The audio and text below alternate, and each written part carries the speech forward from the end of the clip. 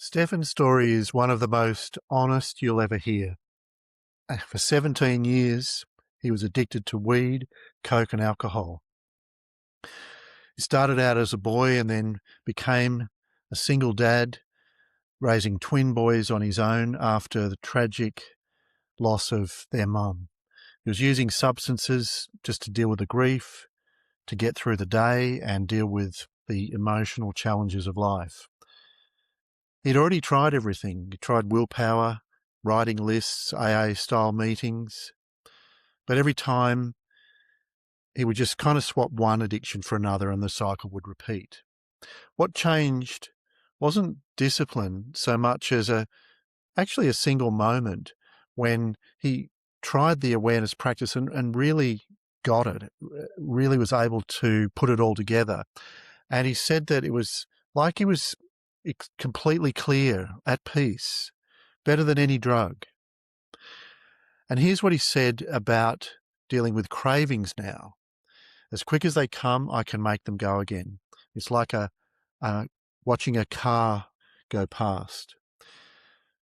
So I invite you to listen to Stefan's story, and I think you'll find it very insightful and really moving on a human level. Just, a decent guy that's really been struggling with life, trying to do the right thing, trying to be there for his boys. And the good news is now he's clear of the addiction and his life is in a completely different place. So with that, let's get on with the interview. Hey, Stefan. Hey, Stefan. Thanks so much for, agreeing to share a bit about your journey, your story with me. As you know, we've known each other for a while now, but I'm really actually looking forward to, um, learning a bit more about, how you started with your addiction. Like, what was your life like back then? But before we do that, um, maybe just introduce yourself a little bit, like, what your situation is. Yeah. Yeah, well, my name's Stefan, obviously. 37 years old, father to twins. I live in Birmingham. Yeah, full-time job, just trying to get by like everyone else, really. So, yeah, I've actually been to Birmingham, well, actually Birmingham train station. Um, I think it was last year. I was there for an hour because the train was delayed and I was going on to somewhere else, but that's all I've seen of it. Um, but so I kind of know where that part of England is. Um, in Birmingham, is that where you've lived all your life? Is that when you were Uh, young? Is that where you lived? Born originally in Leicester. I lived there till I was 12. And I moved in with my dad in London for a little bit, and then decided I didn't like the city so much, and yeah, came back down to Birmingham because that's where all my childhood friends were. Yeah, so that's basically I've been about a little bit. Yeah, I made more friends up in Birmingham and decided to move back to there. The friends I used to hang around with while I was in Leicester were a little bit rough around the edges. How did you kind of start to get involved with um, drugs and addiction and things like that? Like, how old were you, and what was the situation back then? I guess, yeah, back then, I was quite young when I got involved with things like that. And it started off, like quite casually, like, with most kids and teenagers. I think I was about 12 or 13. I tried drinking and like smoking weed and things like that, and that was purely just out of curiosity for and like to have a laugh with my mates. It was never a problem then. It was all it's good fun then. Wasn't addicted to anything, it was just something that I did, out and about, and obviously I didn't think anything bad of it. But yeah, obviously as time goes on, you become dependent on those sorts of things, don't you? So yeah, it started out as fun when I was young, a way of life and coping, and that was it. That was my lifestyle for, well, yeah, from then, basically. So basically, like a lot of people, me included, it's just when you're young, it's just kind of like a fun way to have a good time with your mates. But then I suppose as become more of an adult and you've got the adult pressures of life, so to speak, and experiences, addiction then takes on a different role. And how was that for you? Like, when did you notice that? I noticed it when it was like, I thought, I need this. It's like I found out I was just using things to cope with stress. If I was in a bad mood, I didn't think, well, okay, I'll smoke 'cause that will calm me down, or well, I want to let some steam off. I want to go crazy, and alcohol was the catalyst for that. I couldn't go out and go have fun without it. That's when I thought it was, it became like a little bit of an issue then. It's the same with day-to-day things like, sleeping. I couldn't sleep without smoking a joint. That was it then. So I thought, well, if I want to sleep, I need to smoke. And yeah, it just became so embedded into all of my day-to-day life, basically. It revolved around that, go to Yeah. work, do your day's work, but then you can go home and you can have your joint, and that was all I was looking forward to. I wasn't paying attention at work really. I was thinking, "Get me out of here so I can go and smoke a spliff." When you got home, that became a bit of a routine. And like you said, that you were using, weed just to help you sleep. So how many years were you doing that? Oh, I mean, when I first started, it wasn't really a problem while I was at school and things like that. I could go days here and there without it. It wouldn't really bother me that much. I think, I don't know, probably early 20s then when I was working full time. I used to work long shifts and things like that. And I realized if I didn't have any weed, even though I'd worked a hell of a long time, I still wouldn't be able to sleep. And I knew I had to get up in the morning. So yeah, if I couldn't get weed, I was a very angry, irritable person. That's when I knew, yeah, it was a problem. Basically, maybe 17 years you've been using weed to help you sleep. Would that be right? Yeah, yeah. And you mentioned, um, like how it started to affect your mood, that you'd be angry if you didn't. Was that around the time when you started to notice that you were really dependent on it to kind of help you with how you felt, like your emotional state? Yeah, yeah. I mean, the way that I was seeing it, it was the only way I could relax or chill out. If I didn't have that, I was uptight and I was tense. With weed and with everything else, it was like, I don't know how to describe it. It's kind of like an emotion in a bag sort of thing for me. I've got this, like this will relax me, Yeah. this will chill me out, and only this. Or only drink will give me confidence. It's that sort of thing. And was there other pressures in your life with work and things like that? Were you stressed Um, about other things? yeah, things would stress you out, but I mean, what I've come to realize now. It's just life, isn't it? Life is stressful whether you smoke or you don't. It's one of those. Yeah. I just convinced myself that that was the only way to relieve it, because I didn't know any other methods, basically. So then it's a big part of your life and it's a normal part of your routine for your system to, in a sense, uh, recalibrate every day. Um, how did it start affecting your relationships and your work, your health, or anything like that? How did it affect that over time? Over time, yeah, it affected my memory. Obviously, I was very, yeah, very, very forgetful of things. My emotions were a lot less under control. I would find if I wasn't, or if I wasn't stoned, I'd lose my temper very quickly over minor things. And the annoying thing about that was that I could see myself doing it. It was like I could see myself overreacting. I knew I was overreacting, but I was that angry at the time. I could not calm myself down, even though there was a little voice going, "You're being an idiot here. Shut up. You're being a twat. Stop." I just, well, I'm committed now, so I'm going to carry on. So yeah, I noticed things like that. It did affect me Yeah. because I used to have arguments with my girlfriend at the time, and like, afterwards, when I'd smoked and calmed down, I was like, "You were such an idiot," and I had to go down and apologise. But by that time, the damage is done, isn't it? You can say sorry all you want. If the process is Yeah. repeated, it's no good. I don't see it affecting my relationships that way. You've got twin boys, Mhm. um, and I forget how old are they? Oh, they're 13 now. 13. So you had them in your kind of late 20s? Yeah, no, You're in a I was relationship, 24. obviously. Yeah, I was 24 when I had them. Same age as me. I was Wow. 24 when I had my first. It's a pretty young age to have a baby, isn't it?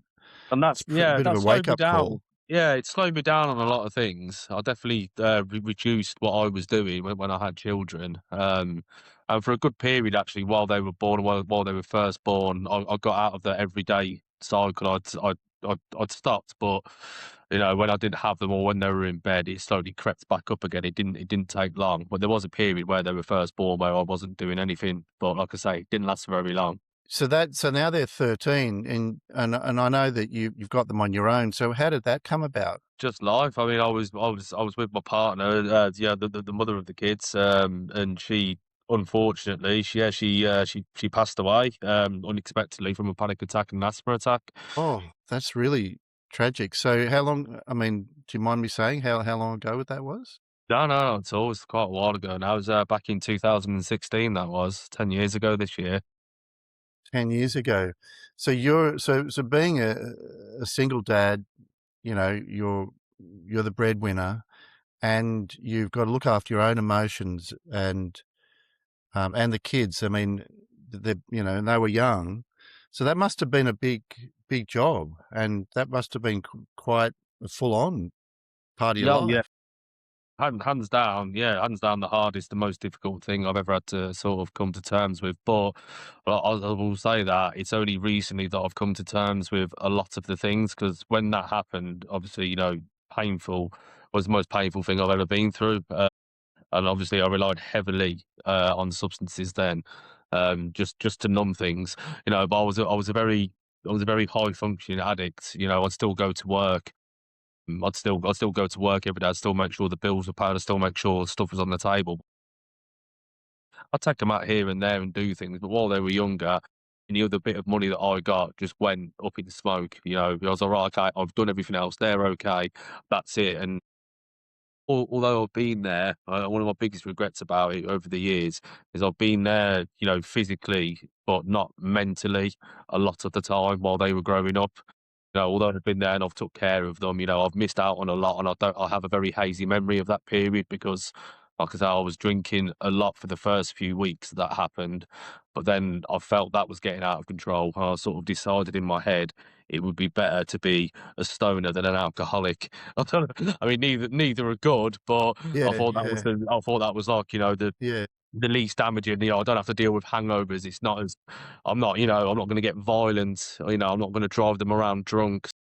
I thought, out of all I need to yeah, do something. Yeah, so it was like I need to do something because I can't be sober. I was addicted to not being sober. That's yeah, the absolute truth of it. And I thought if that's the least harmful yeah, thing I can do, so that's what I have to do. But yeah, yeah. Yeah, I totally get that logic, and it's you have to say it's really responsible. I mean, because you made a clear choice that was better for them. um, no, and I also know that you're into other things as well. Coke. I don't know if you used to if you smoked meth or anything like that. yeah, I can tell you exactly what I used to do. I used to do cocaine. I've done MDMA quite a lot. I used to take pills and like the crystal version of it. I've tried. I've tried. I didn't do it very often. I never got addicted to that. But I tried crack. I tried heroin once. I was, I smoked it though. I didn't inject it. I've pretty much done anything, everything other than crystal meth. Probably because it wasn't available to me. But yeah, I've done pretty much anything. Yeah, and so the mix that you were um, into, like when I met you, I think was it weed, coke, and alcohol? Is that Yeah, pretty that was much it, that, or that was did a you very yeah, some that kind was a very good. of other thing? Yeah, if it came about, I'd probably do some ecstasy or something like that. But obviously, that's very few and far between. They're sort of things that you can't really get addicted to. Oh, well, I mean, I suppose you can, but it's one of those you can't do it all the time. It's not an everyday thing, is it? That sort of stuff. Yeah. So if I get the picture right, weed was your kind of day to day, and then alcohol and coke was more going out weekend kind of thing? Yeah, yeah, yeah. I wouldn't, I would never it'd be very rare that I'd go out and buy cocaine and alcohol and sit at home and do it. It'd be very rare that I'd do that, and on the rare occasion that I did do that, I always regretted it. I was always sat there thinking, "Well, why, why are you doing this? You sat here doing this, and, like, you're not even talking to anyone. What's it's the whole point of taking this drug?" You know? And I always used to hate myself, but then I'd repeat the process, every now and again. I always yeah, very strange that Yeah, was. yeah. I can really see how, it's really been a big part of your life right from very young. And what's clear is also how it's tied to emotional regulation. Um, in the kind of the normal stresses and responsibilities of life.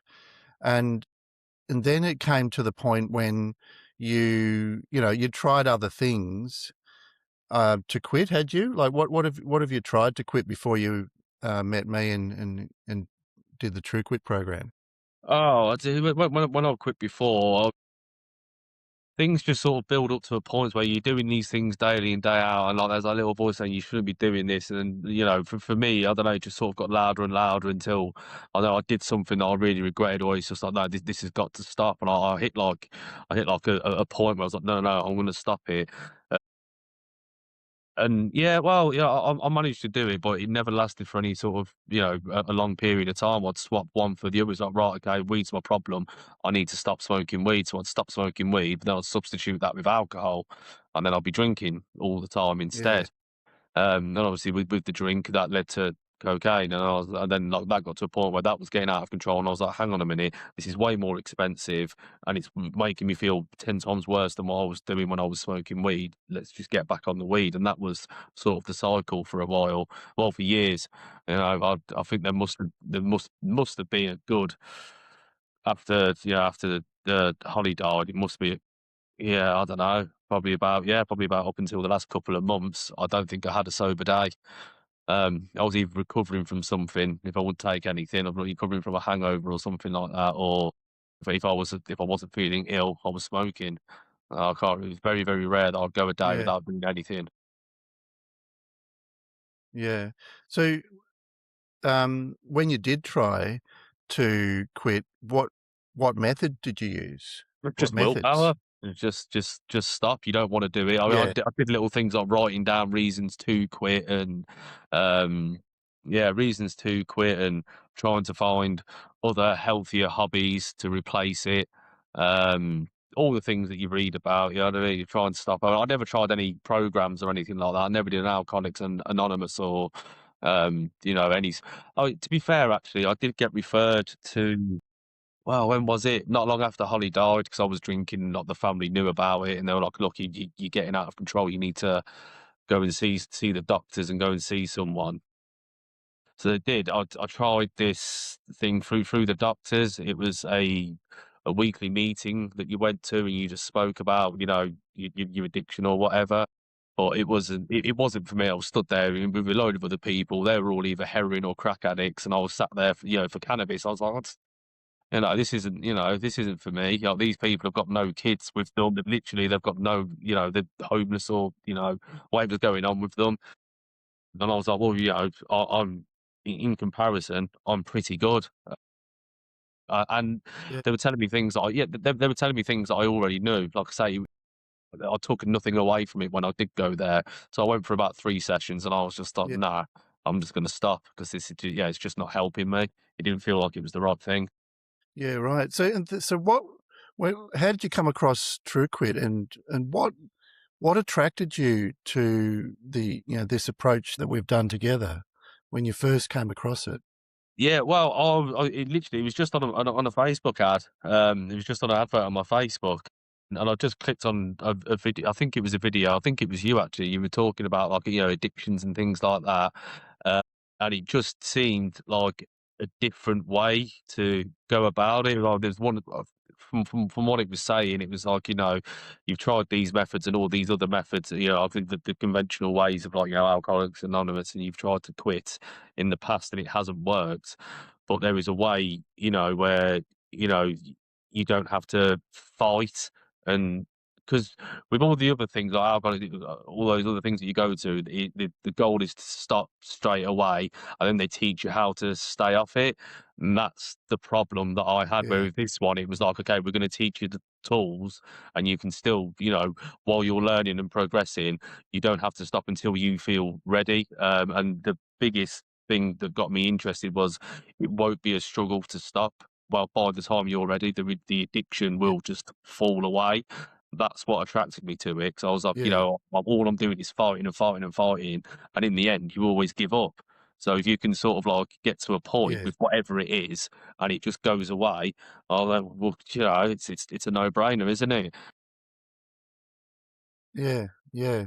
That's right. And so, I mean, that almost sounds too good to be true. So were you skeptical when you, um, Yeah, I you thought, know well, mate, yeah, I was thinking to myself, "Oh, maybe I'm gonna pay my money for this, and it's gonna be like, it's gonna be like, some sort of a cult." You know what I mean? It's gonna be like some money-making pyramid scheme or whatever. Um, and yeah, I did have my apprehensions, but I thought, you've tried it on your own, and it's not working, and all these other things that you had the opportunity to do, you don't wanna do because they're not for you. This sounded like it might, actually have something about it, so I thought yeah. you give it a go. You just, you know what I mean? See and find out. Yeah. Yeah. And were you surprised at all, or how did once you got into it a little bit, um, what was your, um, take on it once you started to get into it? Well, I thought to myself, go into it with an open mind. You know, yeah, just be as open as possible. Some of the things I was reading at first, I was like, well, no, it could be a bit sort of, what's the word, like hippie-ish or whatever. And I was like, that's not really going to work, is it? But then, like, I stuck with it, and like the key thing about it is you don't want to sort of prejudge it by your own sort of dispositions. You've got to just sort of take it at face value and just try and, well, yeah, just try and be open to it. I know I keep saying that, but that's the best way to do it. And if you do actually listen to what's being said and take it on board, then it makes perfect sense. Mm. And was there a moment or when you realized that this was actually something that, really had a lot of potential that could really work for you? Even, Yes. before you actually started to quit, you must have at some point realized, "Wow, there's something in this." Yeah, that I can pinpoint the exact moment was when I first started doing the practice that you teach. Yeah, the head, body, and the body. Yeah, the head and the body check, and the feeling of Yeah, awareness. That when I yeah, you know properly did a real good practice and got what I was supposed to get from it. Like I opened my mind, and these things happened. That was when I was like, wow, what I mean, that felt so good, and like the clarity of that is up there with the best I've ever felt taking drugs. So if you know what I mean, that's there's definitely something in this that I didn't know I could feel that way without taking something.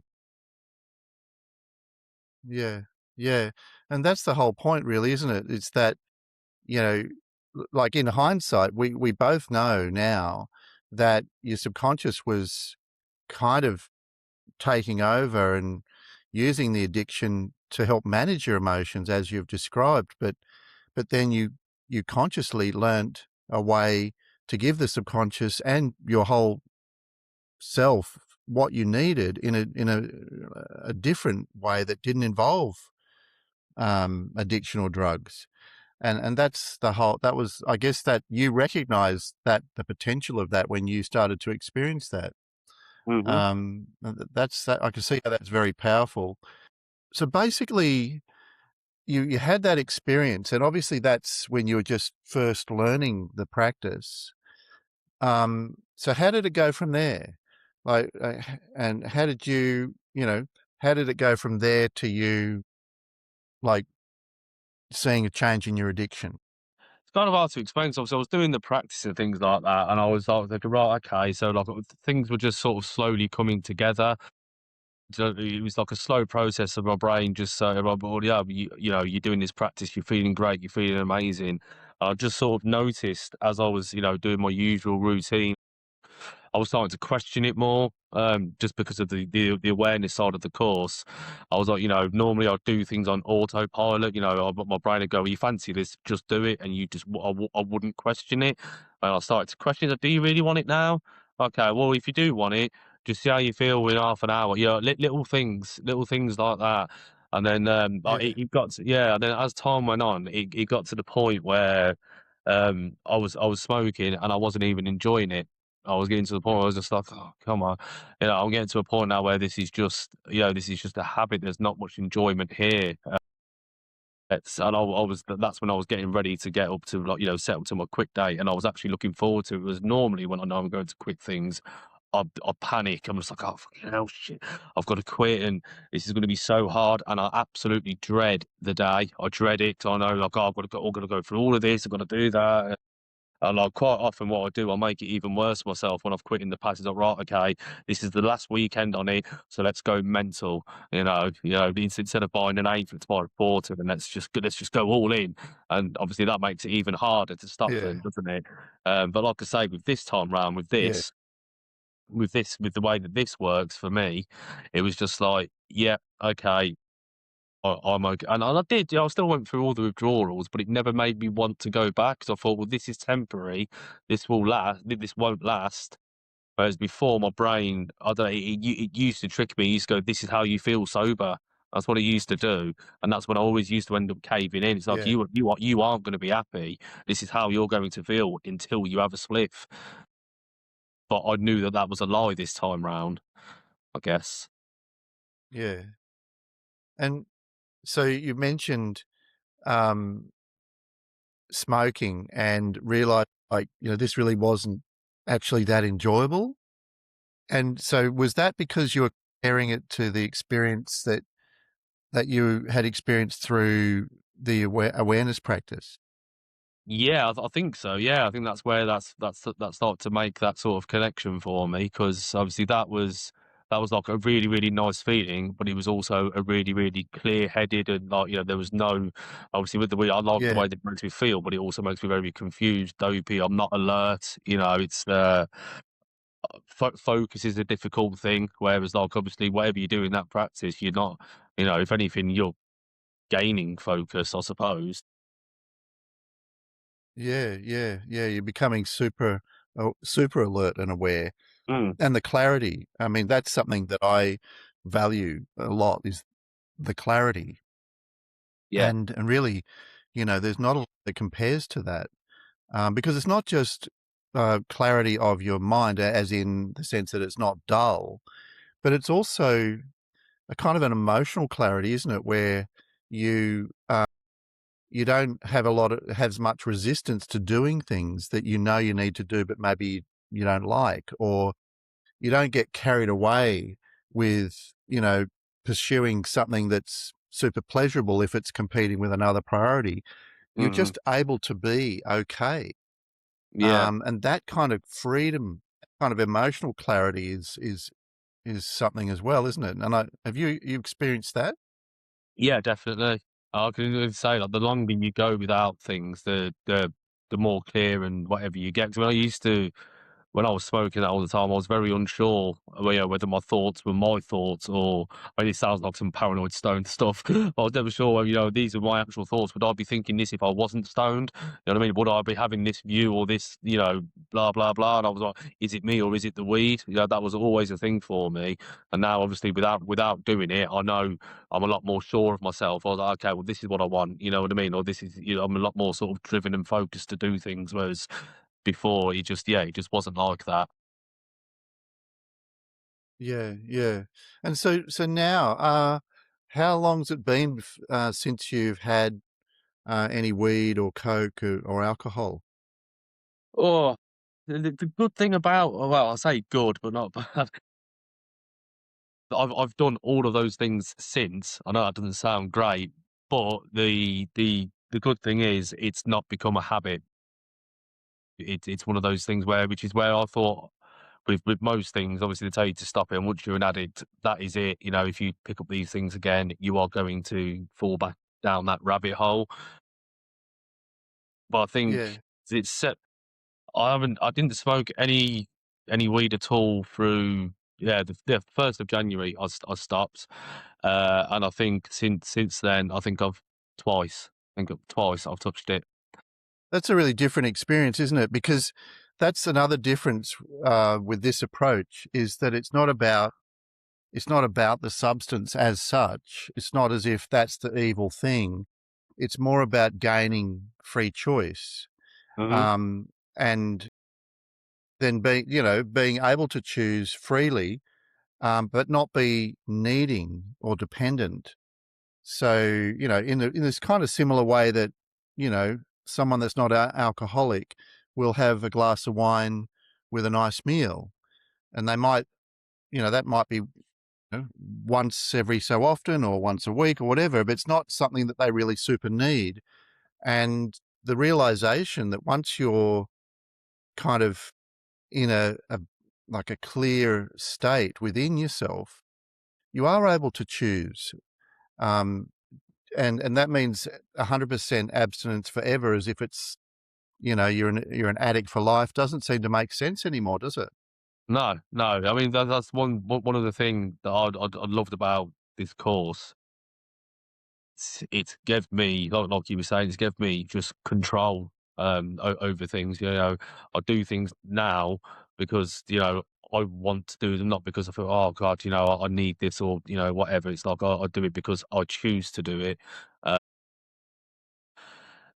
Although, one thing I will say as well, like, when I first did it, with the weed anyway, because I'd smoked it for so many years, those old because I'm aware of it as well, those old thought processes, they did come back. So, like, the next day I was like, "Yeah, that was nice, that was. Go and get," and then but as soon as those thoughts came in, and he's like, "Yeah, go and get another one or go and do that," I was able to sort of stop and step outside of that cycle and go, "No, you know where that path Yeah, leads. That it was nice, you enjoyed it, you're in yeah, control of it, it's not in control of you, leave it alone." And normally I would be battling with myself and arguing back and forth all day.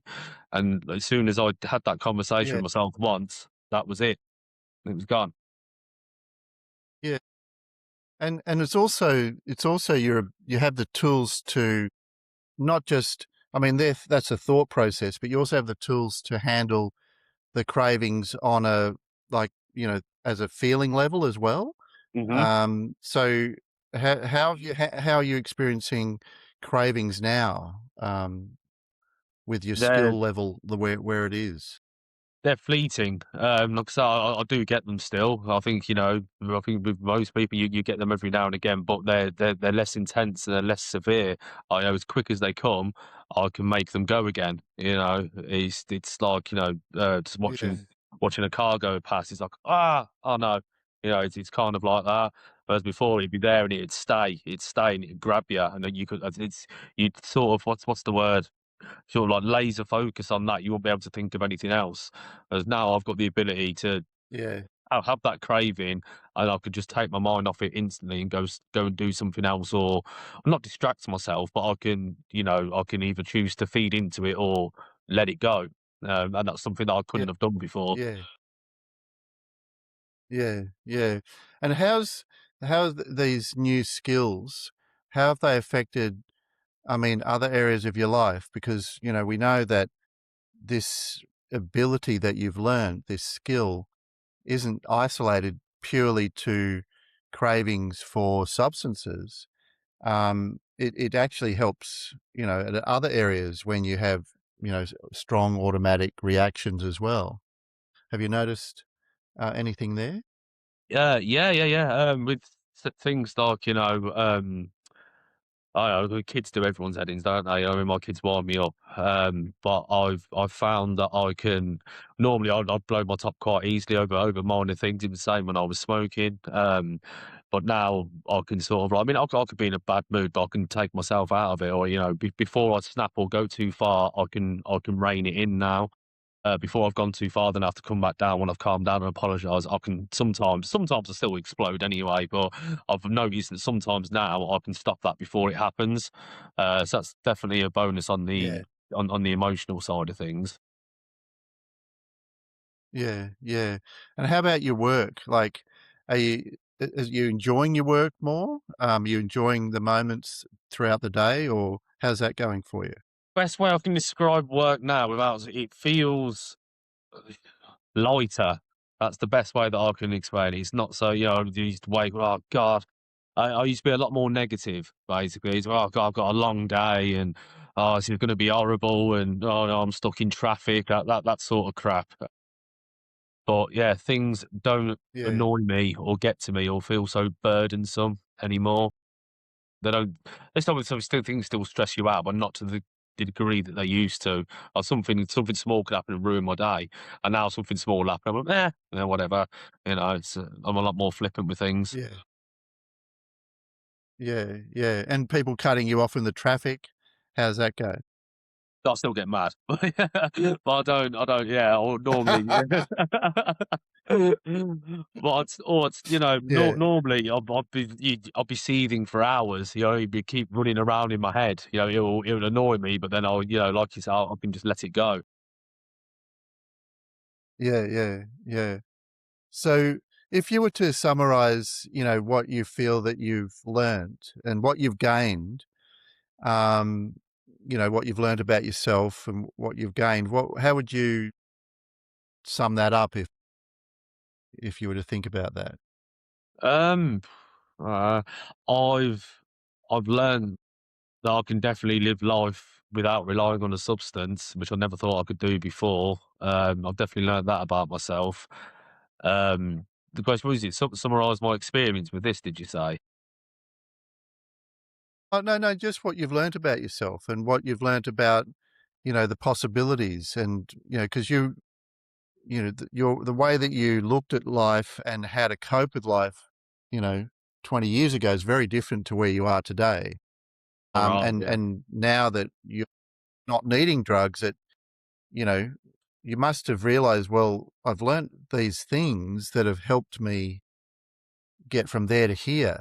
So, and, usually, there's been a significant transformation in you, Mhm. in order for you to make this shift. And I was just wondering if how much you have kind of what you've realized. I'm actually curious for myself, really. Well, like I say, yeah, no, I've realised that, yeah, I definitely don't need a substance to get me throughout the day. And life's definitely, without doing these things, life's definitely a lot more colourful. I've noticed a lot more to it. Whereas before, when I was smoking and things like that, my life was just sort of passing me by, and I wasn't really noticing. I also know now that I'm a lot more outgoing and I want to do more things, whereas before I'd be happy just sat at home doing nothing. I want to go out and do more things. I've discovered just a lot more enthusiasm for things. I didn't like going out much Yeah, before, and I do like socialising a lot more now. Also as well, things have. Oh, yeah, like I said, I wanna do more things. Like, before, I never used to go on holidays or things like that, 'cause, well, I haven't got the money because, I spent it all on weed. Now that's a possibility to me now, and I never thought that I would be able to say, yeah. "Right, okay, I'm paying for me, my dad, and the kids to go on holiday." Um, that was never possible. I was never gonna be able to do that. So, yeah, they're all Oh, good things that I've learned about myself. oh, that's really special, and the memories that you'll make, and I guess the feeling that you'll have, the fact that you know that you've enabled this through your own transformation, you've enabled that holiday to occur. Um, that's going to be very satisfying. I'm really happy for you in that. Um, but the other thing too, I think we haven't mentioned is that probably your relationship with your boys. How's that changed? Yeah, it's got like I say, I wasn't that present before. I was there, like I said, I cooked them dinner, did this, did that, but well, yeah, I interact with them a lot more now. I'd ask them about their day before, but I wouldn't listen. "How was your day?" I was like, "It's on my phone," or something. And now, yeah, it's a lot easier for me to talk to them as well, whereas before, like, they'd have problems, and I'd sort of think, "Oh, yeah, what's the best way to sort of, answer this or, what advice should I give?" And wouldn't be that good at it. Well, I don't think I was anyway. But obviously now I'm just sort of like, right, okay, like that's how you're feeling. Okay, this is what we need to do. These things come together a lot quicker and a lot easier now. Yeah, I just think I'm a lot more emotionally available for them. That's the biggest change, I think. Yeah, that's gonna be huge, well, for you and for them, going forward into these formative years that are coming up for them. So I'm really happy for all of you. It's just this is what this is part of the reason, why I do this, because I know that it helping someone end their addiction like you is not just ending up helping you, it ends up helping, everyone around. And in this case, the significant, you know, your boys who are really, really relying on you. So, and I can see that you're a great dad, and just knowing you from the group meetings and things, how you care about other people. I think this is going to open up into a really wonderful period of your life, and I'm just so happy for you. It's really great to see. Oh, thank So, you. I appreciate that. um, you're welcome. And so I think maybe we should kind of think about finishing up. But um, if you were to think about, you know, someone else who was in your situation and, where you are now, um, what would you what would you tell them about this program if they were interested? What would you say to them about this program and this approach? I would say it's different to all the other things, all the other things that are out there. Well, it worked for me. Obviously, we've just been talking. It's changed my life a hell of a lot for the better. I would just advise go into it with an open mind and give it your all. Don't beat yourself up when you fail because you will. You're here and there. You know what I mean? You might say, right, that's it. I'm going to stop. I'm going to stop right now. And you have some, but that's the beauty of it is if you do have some, it doesn't matter. You haven't failed. You know, when you're doing Alcoholics Anonymous, if you drink, you've got to start from day one again. And you 1 day sober. That's disheartening. You know what I mean? Whereas, with this thing, okay, you've slipped up, you've got support there. It's all right. Okay, it's happened, but that doesn't define you. It's one moment in your life. You carry on, and that's the way you've got to look at it. If you're not happy with the way that your life is now, do something to change it, and it doesn't have to be a painful, horrible process. That's the best thing about this course. Everything else, when you give up addiction, you have to go through all sorts of stuff. I think they do it in a much the other things that are out there, they do it in a way where it's like, "Oh, you're injured, right, we're gonna rip that off straight away." And people, you want comfort, don't you? You eased into this. It falls Mm, away nicely instead of mm, being, a horrible mm, experience. It's actually a positive experience. yeah. Uh, Mm, mm.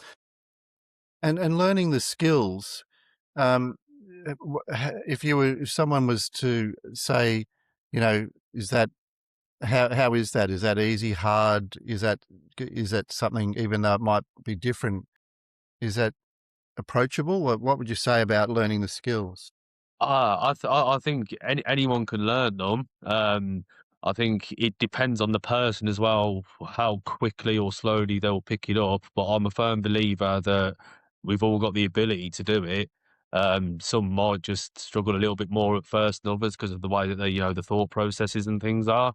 But it's definitely, people have been doing these skills for thousands of years, haven't they?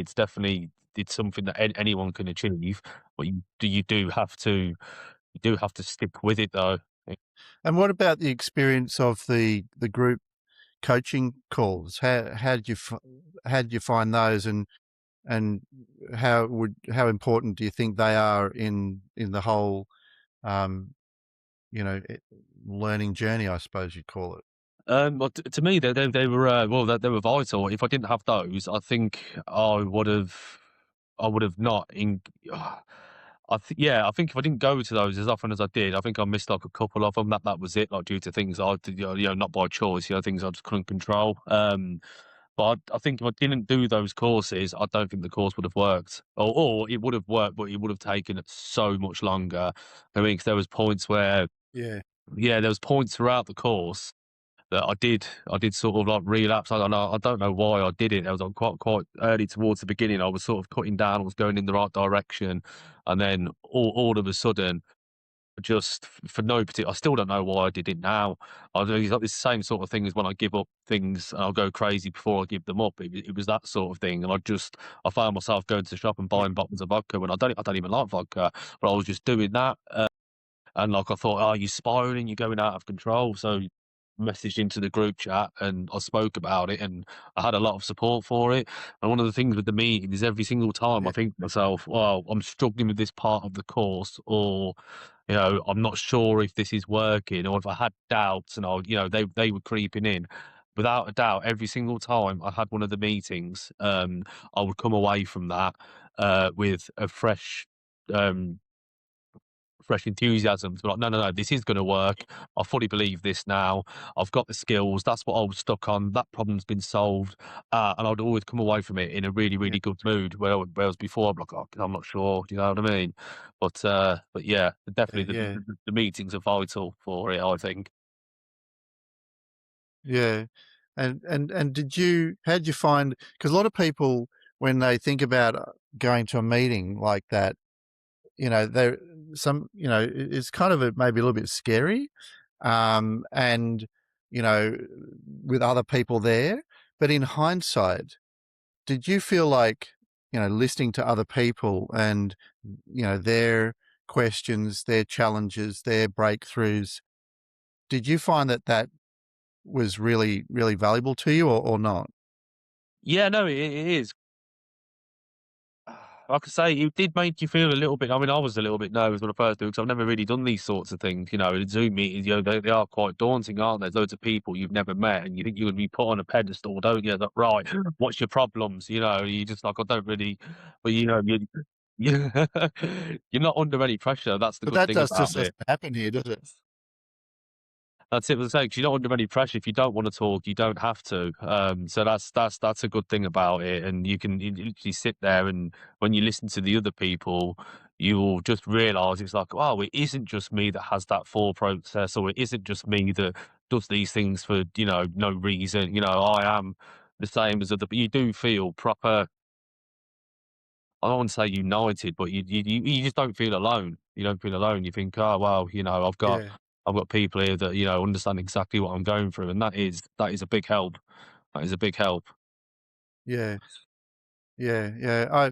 I realized the power of that over time, that, it's, it really is something special when you have, uh, different people with their own perspective sharing. Because I noticed often people, one person might be talking for a bit, and then they apologize. They say, I'm taking up too much of this meeting. Yeah, And everyone else goes, no, no, no, I got, so, that really related to me. When you find out that it actually related to everybody in slightly different ways, it's quite amazing how that happens, isn't it? yeah. It's supportive, isn't it? Yeah. That's what it is as well. There's so many people that do things and they're racked with guilt and they just sit there in their own head beating themselves up. But if you're brave enough to say, to other people, what you've done, you will just go, oh, don't worry about it. It happens, and that's really all you want yourself to Yeah. tell yourself, isn't it? If you get that from someone else, yeah, it's very helpful because, that's Yeah. one of the worst things about addiction is Yeah. beating yourself up. You can't. That's right. And and all of those experiences are very, very normal. That's what you realize. Like, I can see, like, even when you said, oh, when you were, going and buying the vodka, in my mind now, I see that as a normal, like, not necessarily everybody does the same thing, but there's this oscillation that goes on while the subconscious is starting to get confident that there is a new way. But it takes time for that trust to develop within yourself. So yeah, but somebody who doesn't understand that thinks, well, I'm spiraling out of control, rather than I've gotten to this stage where this occurs. which is actually a stage forward for this even to occur.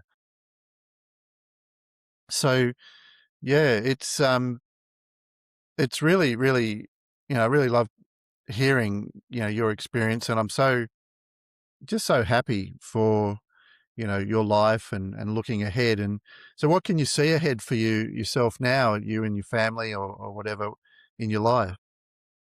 To be honest with you, I'm quite a simple man. I don't really want, like, too much. I just want to create memories. I want to sort of progress in my job a little bit more now. Where I was like happy just being at the stale thing. I thought, well, I want to get some more money. I want to climb up the ladder a little bit. Uh, yeah, just things like that. That's it. I just want to go out. I want to earn some money. I want to take the kids away. Yeah, just enjoy life. That's it, basically.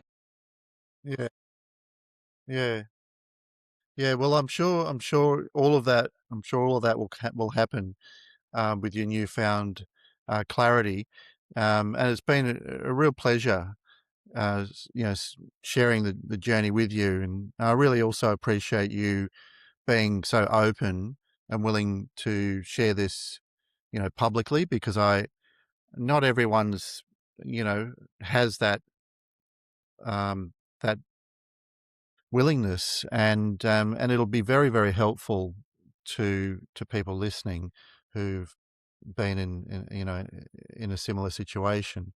Well, So I'm that's going to what thank you that's on their one of behalf as well. yeah, that's one of the main reasons why I've done it. Because I think to myself, if I can help someone else, you know what I mean, I've done a good thing. It's the same as you. It's nice to help people, and you know, Yeah, I understand what struggling and feeling like you are stuck in this forever. There is no hope. I understand what that feels like. And I know I can look back to how shit I felt then to how good I feel now. And if I can spread that to other people, or if what I'm doing now is going to help, great. yeah, yeah. Wonderful, Stefan. Well, thanks so much again, and best of luck for the future. And yeah, I hope we continue to remain in contact. Yeah. And when I come to the UK next, I'll definitely, and if I go anywhere near Birmingham, I'm definitely going to give you a WhatsApp. Oh yeah. Please do. Please do. Yeah. All right. Well, take care, and I'll think we'll finish up.